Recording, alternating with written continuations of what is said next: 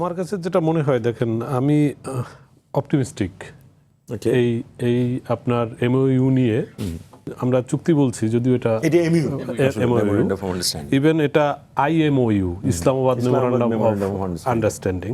কাজেই এটা নিয়ে আশাবাদী এজন্য যে ধরুন যে যুদ্ধ অবস্থা চলছিল, যে পরিস্থিতি চলছিল মধ্যপ্রাচ্যে, সেই জায়গাটায় আমরা লেটস সি, আমাদের 60 ডেজ দেখতে হবে, কিন্তু এটা তো ঠিক যে একটা পজ তৈরি হলো অন্তত 60 দিনের জন্য, 60 দিনের জন্য। এবং আমার ধারণা যে দায়িত্বশীল জায়গা থেকে উভয় পক্ষ বলতে এখানে আমি পজ যেমন তৈরি হয়েছে, আবার লেবাননে কিন্তু হামলাটাও কিন্তু ইসরায়েল চালিয়েছে, এই ডিমেনশনটাও তো আছে। আমি ইসরায়েলকে বলছি না, আমি বলতেছি উভয় পক্ষ বলতে এইটি মানে চুক্তিতে কিন্তু লেবানন যারা করেছে সমস্ত ফ্রন্টে যুদ্ধ স্থায়ীভাবে বন্ধ হওয়ার জন্য একটা ক্লোজ আছে কিন্তু একদমই আপনি সঠিক। কিন্তু আমি যেটা বলতে চাচ্ছি সেটা হচ্ছে যে ধরুন এই এমওইউ তো হয়েছে আমেরিকার সাথে আপনার ইরানের, ইসরায়েল এখানে এমওইউ তো আপনার ইসরায়েলের সাথে হয়নি। কাজেই ইসরায়েলের যেটা স্বভাবসুলভ চরিত্র, এবং বেঞ্জামিন নেতানিয়াহু দীর্ঘ সময়কাল ধরে ইসরায়েলকে নেতৃত্ব দিয়েছেন, এবং তাকে রিড করার জন্য নতুন করে বলার কিছু নাই, যেটা রাহিদ এজাজ ভাই বলছিলেন আপনার। কাজেই এরকমটা আমরা মানে তার কাছে অপ্রত্যাশিত না। সে লেবাননে হামলা করতে পারে কিংবা হিজবুল্লাহদের টার্গেট করতে পারে। যদি সেটা হয়, সেইটা কিন্তু তখন আমেরিকা এই যুদ্ধে আর ইনভলভ হচ্ছে না, তখন এটা ইসরায়েল ভার্সাস হচ্ছে কি আপনার ইরান ওয়ারটা হবে। কারণ আমেরিকা এখান থেকে, আমি আপনাদের এই টেলিভিশনে এর আগে বলে গেছিলাম যে আমেরিকা এখান থেকে তারা যাওয়ার জন্য এক্সিট ওয়ে খুঁজতেছিল, এবং বেসিক্যালি দিস এমওইউ মানে you can consider this MOU as a exit way. So এটা একটা ইস্যু। কিন্তু আপনার যে প্রশ্ন যে মধ্যপ্রাচ্যের যে রাষ্ট্রগুলো, তারা আসলে সেখানে রাজনীতির ডিনামিক্সটা কি রকমের হবে, এইটা আমার কাছে কেন জানি মনে হয় যে আমার শুরু থেকেই আমার কাছে যেটা মনে হয়েছে, ধরুন যেভাবেই হোক, আমরা ইরান যেভাবেই জাস্টিফাই করুক না কেন, যে যদিও সার্বভৌমত্ব হচ্ছে ইউএইর, কিংবা আপনার সেটা হয়েছে আপনার কাতার, কিংবা হচ্ছে কুয়েত, কিন্তু এটা তো ঠিক এই সার্বভৌমত্বের মধ্যে যে জায়গাগুলো তারা লক্ষ্যবস্তু করেছিল সেগুলো হচ্ছে আমেরিকান বেস। কিন্তু যতই এই এক্সকিউজ দেয়া হোক না কেন, তাদের তো আসলে সার্বভৌমত্বে আঘাত হানা হয়েছে, তাই না? কোনো সন্দেহ নেই। কিন্তু তারপরেও তারা কিন্তু সেভাবে রিটেলিয়েট করে নাই।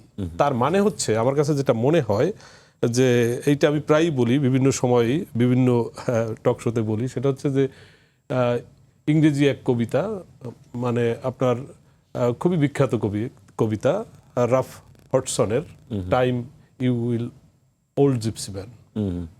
তো এই time you old gypsy man এই কবিতায় আপনার রাফ হডসন বুঝাতে চেয়েছিলেন যে সময় কখনো রোমে ছিল, সময় কখনো এথেন্সে ছিল, সময় কখনো মস্কোতে ছিল বা গ্রিসে ছিল, এখন সময় নিউ ইয়র্কে আছে। সময়ের কাছে কবির অনেক আবদার ছিল যাতে সময় থামে, সেটা অন্য প্রসঙ্গ। কিন্তু মূল যেটা এখানে বুঝাতে, সময় কোথায়, তেহরানে না, এখন সময়, সেটাই আমি বলতে চাচ্ছি যে সময় কিন্তু এখন নিউ ইয়র্কে, কবিই বলছেন। কিন্তু সময় আগামীতে কই যাবে সেই প্রশ্ন তিনি রেখেছেন, সেই প্রশ্ন আমরাও রাখি। তো সেই সময় এখন তেহরানে যাক, আবার নতুন করে মস্কোতে যাক, কিংবা সময় দিল্লিতে যাক, কিংবা অন্য যে প্রান্তেই যাক না কেন পৃথিবীর, এটা ঠিক যে সময়টা এখন অন্য কোথাও যাচ্ছে।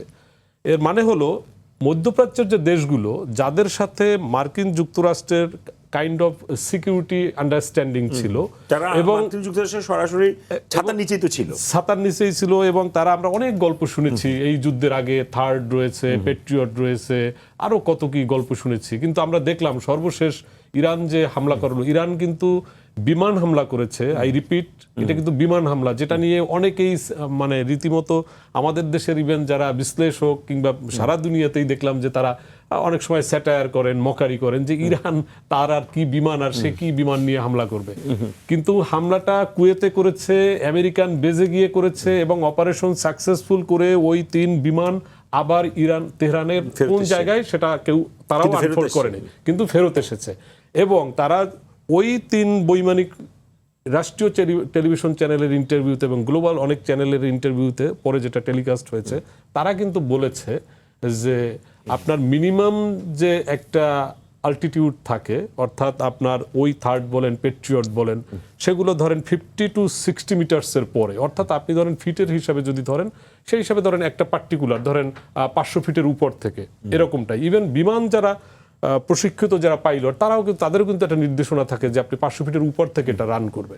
কিন্তু এ যাত্রায় ইরানের এই বৈমানিকরা মাত্র 50 ফিট উপর দিয়ে গিয়ে, যেটা ওই আপনার কোনো সিকিউরিটি রাডার ধরা পড়ে না, এবং তারা কিন্তু অপারেশনটা সাকসেস করে আবার চলে আসছে ইরানে। তার মানে হচ্ছে যে ধরুন আপনি ইরানকে নিয়ে যেভাবে এখন এই পুরো বিষয়গুলো তো আমরা যেভাবে বিশ্ববাসী অবজার্ভ করেছি, খুব কাছের নেইবার স্টেট হিসাবে এইটা তো কুয়েত দেখেছে, এইটা তো আপনার বাহরাইন দেখেছে, এইটা কাতার দেখেছে, এইটা ইউএই দেখেছে, এবং তারা তো নিজেদেরকে, আমি মনে করি যে তাদের মধ্যে এক ধরনের রিগ্রেট তৈরি হয়েছে যে আসলে এখন ওই একমেরু কেন্দ্রিক বিশ্ব ব্যবস্থা না, এবং মার্কিন যুক্তরাষ্ট্র আমাদেরকে যে সেভ করবে সব সময় সেই দিন আর এখন হ্যাঁ সেই মিথ ভেঙে গেছে। এবং সেই মিথ ভাঙার পরে ইরান যে কাজটা করছে, ইরান কিন্তু দেখুন তারা যে বারবার ডিসক্লেইমার দিচ্ছিল যে আমরা আসলে ভাই তোমাদের উপরে হামলা করছি না, আমরা মার্কিন বেজেই করছি, এবং তারা কিন্তু শেষ পর্যন্ত বিশ্বাস করুক কিংবা আপনার তারা এক ধরনের আন্ডারস্ট্যান্ডিং এ যাক, এটা ঠিক যে ইরানের এই প্রপোজালকে তারা অ্যাকসেপ্ট করেছে। তার মানে হচ্ছে এখন রিজনাল পাওয়ার হিসাবে যখন ইরান মধ্যপ্রাচ্যে, আমরা যেটা বলছি যে সে এখন তার একটা বুমিং টাইম, এখন ধরুন এমনও তো হতে পারে যে সামনের দিনগুলোতে আমরা যে শুধু শঙ্কার কথা বলি, আমরা নেগেটিভিটির কথা বলি, কিন্তু আমার কাছে কেন যেন মনে হয় যে মার্কিন যুক্তরাষ্ট্র থেকে এই রাষ্ট্রগুলো ধীরে ধীরে নিজেদেরকে বিচ্ছিন্ন করে ফেলবে।